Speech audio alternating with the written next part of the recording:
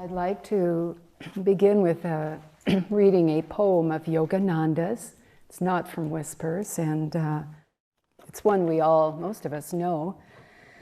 When I am only a dream. I come to tell you all of him and the way to encase him in your bosom, and of the discipline that brings his grace.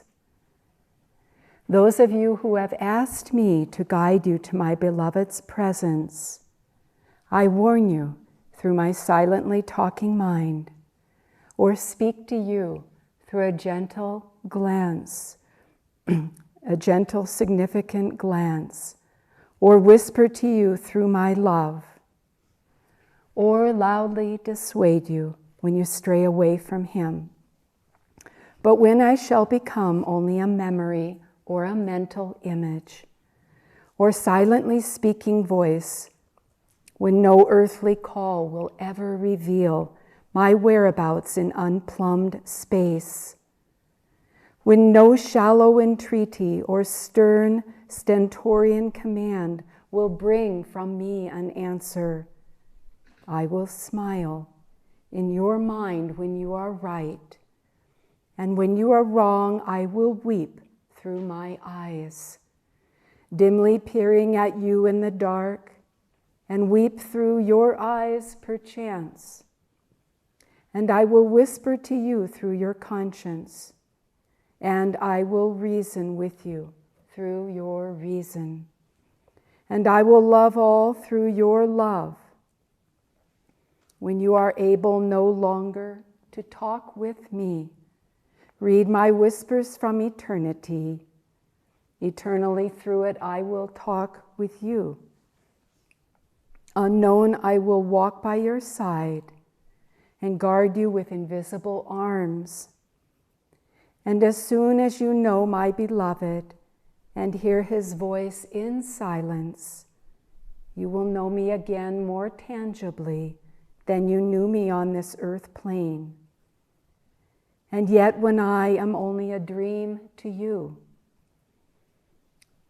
I will come to remind you that you too are not but a dream of my heavenly beloved. And when you know you are a dream, as I know now, we will be ever awake in him.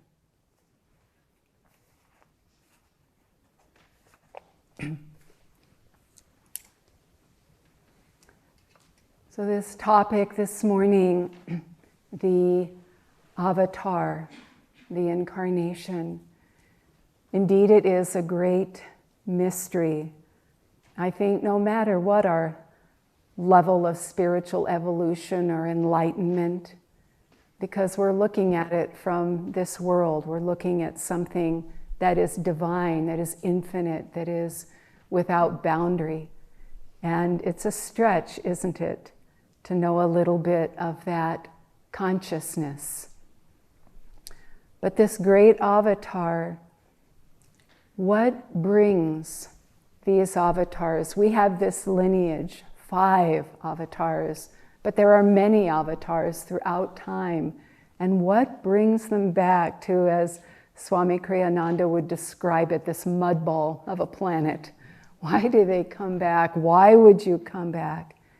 And it's this great, great love that is spoken of in this poem, this eternal commitment to be ever with us until we are free. I was reading recently in a letter from Yogananda to Rajarsi Janakananda, a direct disciple. And this was just a few years after he met Rajarsi, so maybe 1938, 39, somewhere in there. And Yogananda said to Rajarsi, perhaps we will come back again next time together, and in our boat we will gather up many shipwrecked souls. It was so touching and sweet.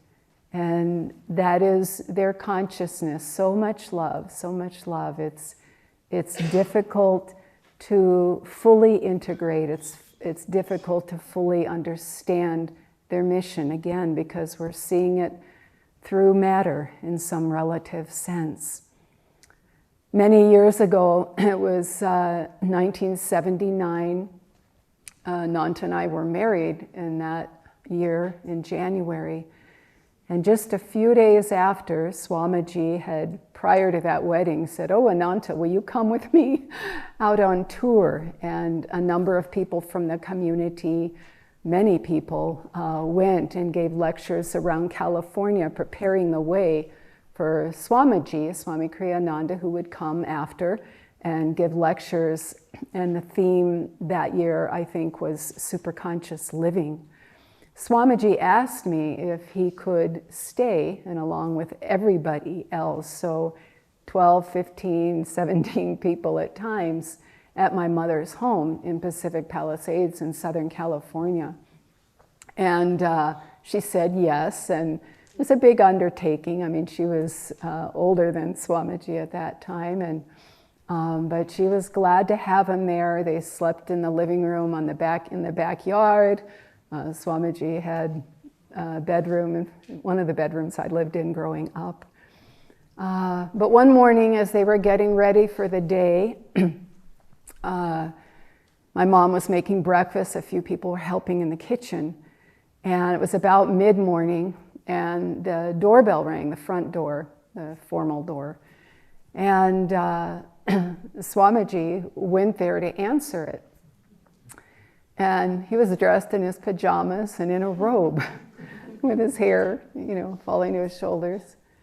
And at the door was a neighbor who kept an eye on our family as we were growing up. Single mom, 5 kids.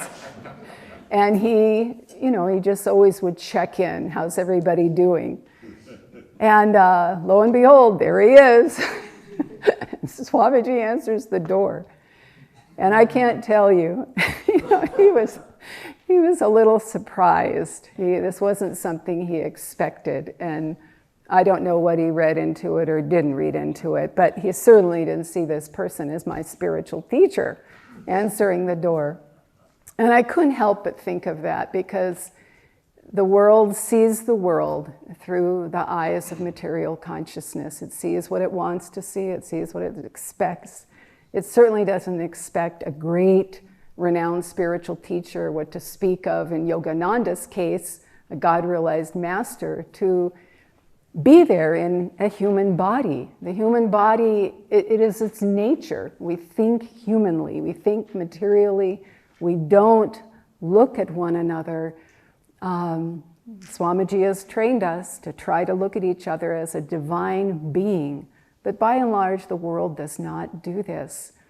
I was remembering a delightful account that Peggy Dietz, a direct disciple of Yogananda's, gave when she first met Master. Actually, she met him at a lecture, and then Yogananda asked Peggy to come to his apartment at Mount Washington, and so Peggy did. And she came over, and she was dialed in. I mean, she saw him as this very great spiritual being and this master. And but she gets in there, she sits down, and immediately Yogananda brings over this, what we used to call scrapbooks or photo albums. And he's got all these pictures of family and India and so on. And so he turns to the family page and he's pointing everybody out to Peggy, and he says, "Look at this one. It was Vishnu, a great yoga teacher in India, his brother, Vishnu." And he said, "Look at him. Doesn't he look like Cary Grant?" And for those of you who are too young to know, a famous actor in those days, very famous. But Peggy she just couldn't figure it out. She knew he was a master. She thought he was a master. Why was he at all interested in movie stars in Hollywood? And Cary Grant? Well, I don't know. I guess he looks like Cary Grant. Just totally derailed her. Because in that light, he was so familiar. Just like one of her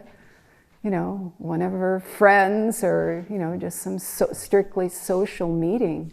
But here was this consciousness of a great God-realized master, an avatar. And again, it seems, and I know sometimes with Swami Kriyananda, my spiritual teacher, I would see him being so human, so friendly, a divine friend, but there was this other consciousness there. If you looked into his eyes, there was an altogether different consciousness.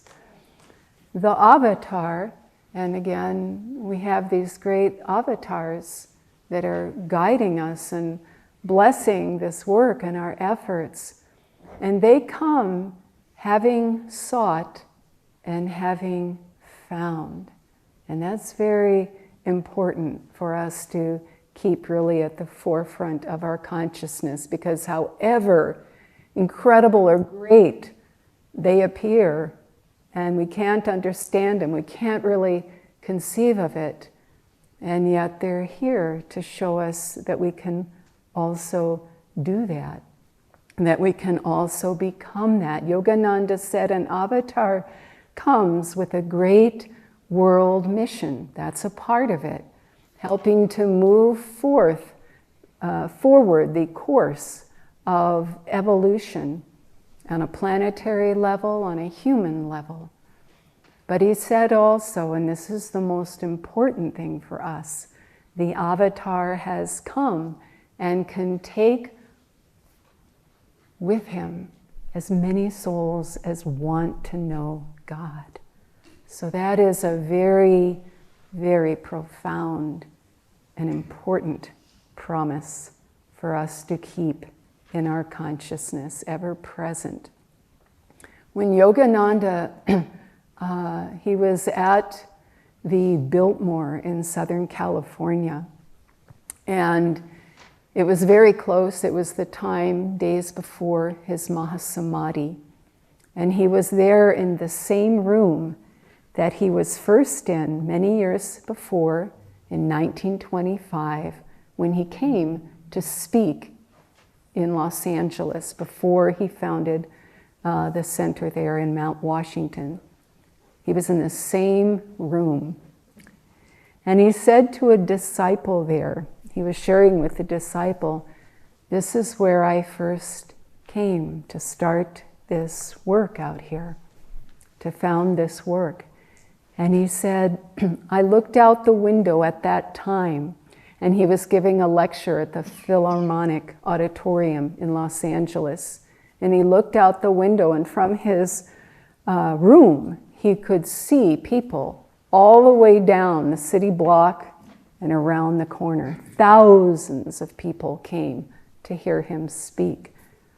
And as he was telling this disciple now, many years later, he said, as I was looking at that and seeing all of those people, Babaji told me that it would be just like this. He told me about all of this. And it has all happened since that time, just as Babaji said. And I was considering that because the avatar comes in with a God-realized consciousness, a world mission in a broad way and specific to each and every disciple. And he sees the whole picture. And he can look at the disciple. Master knows everything. Yogananda knows everything about each one of us. Everything. As Kriyananda said, he knows Master said to Swami Kriyananda, I know every thought that you are thinking. So they've got the whole picture. They see it already unfolded. But even the avatar, has to fully engage and bring it forward. And that's what each one of us has to do. To his disciples, Swami Sri Yukteswar, he said, Satsanga's boat is coming. Who will go? If no one else will go, I will go. And Yukteswar was that stern master. And were you in or were you out? And with the avatar, with Yogananda, with your guru, are you in or are you out? And what are you in for? Are you in for all of it? Are you in for God? Because it takes fully engaging in what the guru, in this case what the avatar, has given us. We need to fully embrace that. As it said in the reading, if you want to grow in virtue, one needs to be inspired from within. That needs to come from inside of us. One thing to have all of these great gurus, these great avatars, but they can't and they won't do it for us. We have free will. And so it's really up to us. We have to find that inspiration within ourselves and want to take it forward and take it forward.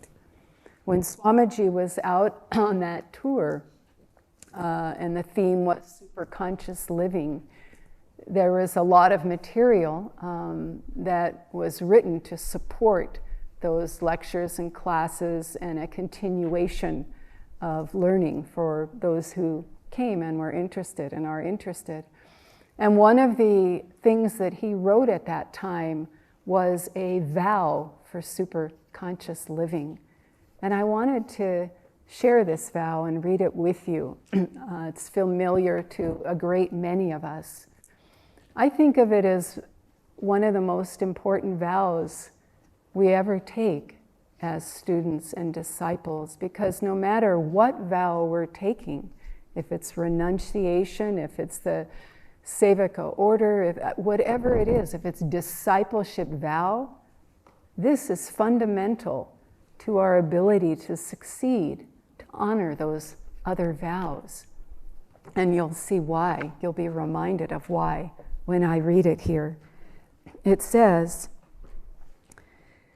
I vow from this day forth to be true to my higher superconscious self, to be a channel of light, of blessing and love to all, to live in joy, not sorrow, in truth, not error, in victory, not failure, to blame no one during adversity but myself, and then instead of blame, to accept full responsibility with God's help for changing myself.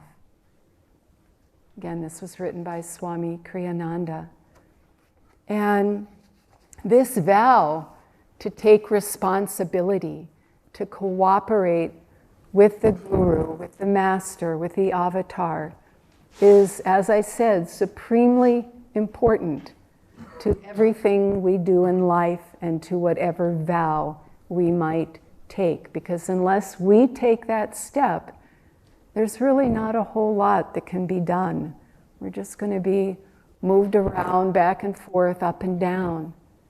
But the Avatar has come to gather us in his boat, and we need to step into that boat. We need to want to step into that boat. Yes, it's all a dream. It's all a dream.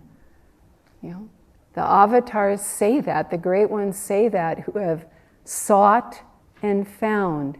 It's all a dream. Its only purpose is to merge with God. And yet, dream that it is, we can't just sit back idle and watch the movie and let it unfold, because it won't realize it's ending. It won't realize it's ending until we step in that boat and fully engage. When in this reading it says, when virtue declines and vice predominates, I incarnate to destroy evil and reestablish virtue. That is not just outside of ourself. Yes, that's what's going on in the world little by little, and these avatars help to facilitate that, help us to remind us what it's all about. But that's also happening within each one of us. We have that seed of divine origin that is referred to inside each one of us. We have that consciousness of Avatar within each one of us. And it's ours to draw on that and employ that. In the Bible it says, Jesus says, "He that overcometh, I will have sit alongside me on my throne in heaven, just as I, when I overcameth, the Heavenly Father had me sit at his side." And so you see, they are distinct from us in the sense of God realized at this point, and we're not yet there, but they're saying it's exactly the same for each one of us, that process and that destiny. Christ said, "Be ye therefore perfect, even as your Father in heaven is perfect." Be that because you are that and you can realize that. So again, as we engage in this dream that life is, we engage in that process of becoming free, as did our Guru, as did these great avatars of the world. We are like them and can be like them in consciousness. It's our destiny. Thank you.